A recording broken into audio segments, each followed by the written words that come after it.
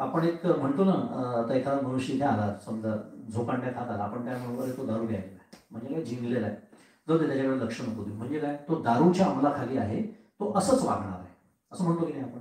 आणि त्या मनुष्याकडे दुर्लक्ष करतो.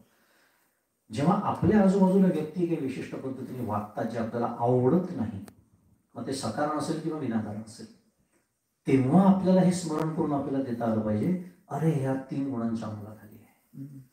एखादी व्यक्ती रजोगुणाच्या अंमलाखाली असू शकते, एखादी तमोगुणी जी नेहमी दुसऱ्याचे वाईटच करायला टपलेली असते, तमोगुण. जे अखंड, ज्याला प्रसिद्धीची हाव आहे, ईशणा म्हणतात ना, लोकेशणा, दारेशणा, विक्तेशणा, हे ज्याच्या अंतःकरणात आहे, अखंड प्रसिद्धीला हापापलेला मनुष्य आहे.